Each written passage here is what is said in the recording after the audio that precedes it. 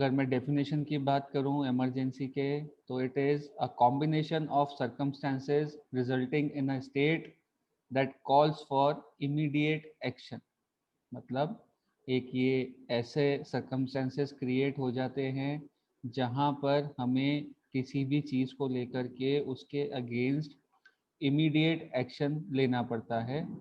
Such circumstances can cause death और significant injuries to people, disrupt operations, cause physical or environmental damages, और threatens in the university's reputation। मैंने यहाँ पर university कुछ cases में specifically लिया है ताकि एग्जाम्पल्स हमारे को समझना इजी हो जाए।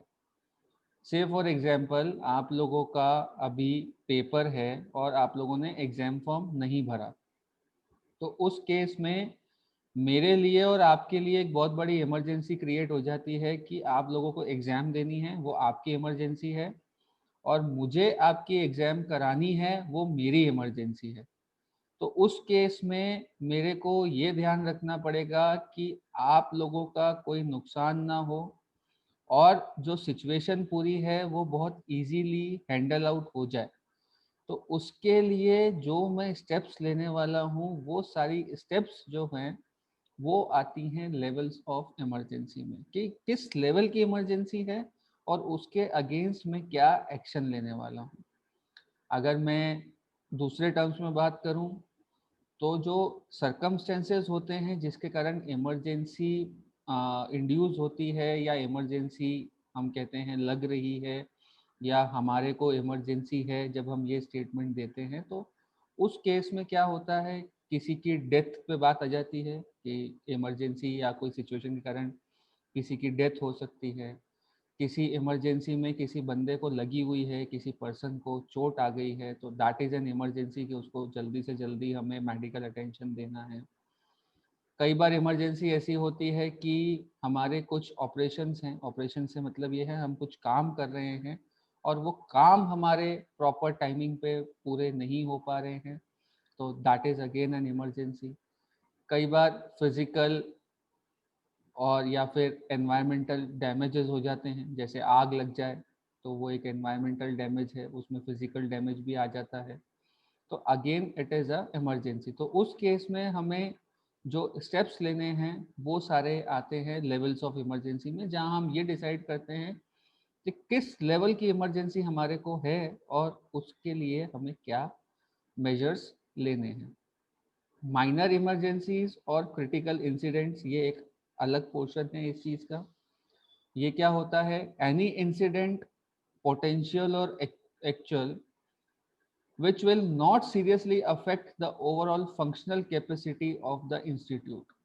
Example, a minor one room fire contained immediately, a minor laboratory spill confined to a small area। ये बेसिकली यूनिवर्सिटी के मीडियम से मैंने एग्जाम्पल दिया है यहाँ पर कि जो छोटी इमरजेंसी है बट इट इज़ क्रिटिकल, तो उस केस में ये जो इमरजेंसी होती है एक्चुअली ये पोटेंशियल तो होती है बट उतनी सीरियस नहीं होती। एक कमरे में अगर आग लग गई है तो it is not that serious, आग लगी हम उसको कंट्रोल कर सकते हैं, बुझा सकते हैं। अगर लैब के अंदर कोई केमिकल आपका स्पिल आउट हो गया है तो वो हम कंट्रोल कर सकते हैं। अगर आपके ऊपर कहीं कोई केमिकल गिर गया है तो उसको भी हम कुछ हद तक कंट्रोल कर सकते हैं, but again it needs an attention at that particular moment. तो वहाँ पर इस तरह का जो अटेंशन जो उसी समय पे चाहिए, it comes under minor emergency या क्रिटिकल इंसिडेंट, जो ऑन द स्पॉट आपको एक्शन वहाँ पर लेना है, वो इस चीज़ के अंदर आता है। आगे बढ़ते हैं। मेजर इमरजेंसीज और मेजर क्राइसिस, यहाँ पर क्या है, एनी इंसिडेंट पोटेंशियल और actual which affects the member of community or an entire building or buildings, and for which emergency relocation will be probably required, as well as major effort from campus support services are required। यहाँ पर क्या है कि ऐसी emergency जिसके कारण पूरी की पूरी एक कम्युनिटी इफेक्ट होती है। उस कम्युनिटी में पूरी की पूरी कोई बिल्डिंग आ सकती है या फिर ग्रुप ऑफ बिल्डिंग्स आ सकती हैं, और उस इमरजेंसी के कारण अगर हमें वहाँ के लोगों को रीलोकेट करना पड़ रहा है, तो वो उस तरह की जो जितनी भी इमरजेंसीज हैं वो है मेजर इमरजेंसी या मेजर क्राइसिस।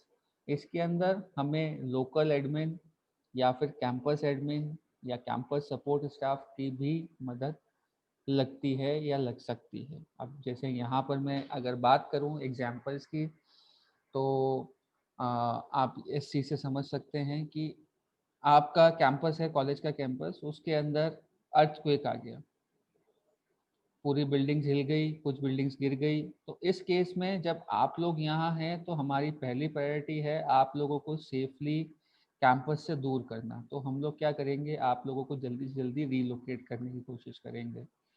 तो यहाँ पर जो मेंबर्स हैं वो भी अफेक्ट हुए, साथ में जो पूरी बिल्डिंग्स की कम्युनिटी है वो भी अफेक्ट हुई।